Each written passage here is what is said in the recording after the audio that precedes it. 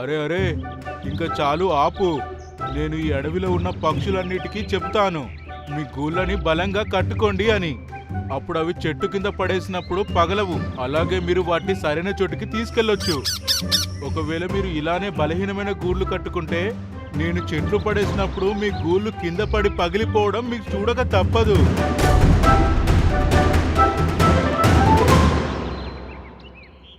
ఆ రోజు తర్వాత 2 రోజుల వరకు మిట్టు ఎవ్వరికీ కనిపించలేదు.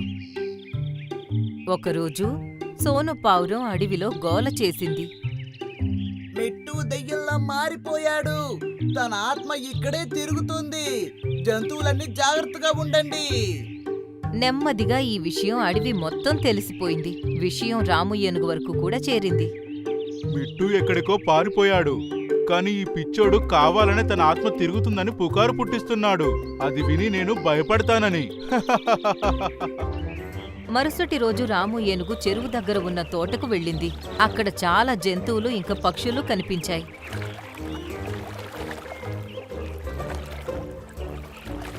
అరే, ఇక్కడ కూడా సన్నగా ఉన్న చెట్లున్నాయి. వీటిని పడేయడంలో ఆనందం ఉండదు. ఇక నుండైనా చెట్లని పాడేయడం ఆపు రాము ఏనుగు, లేదంటే మిట్టు యొక్క ఆత్మ నిన్ను ప్రాణాలతో వదలదు.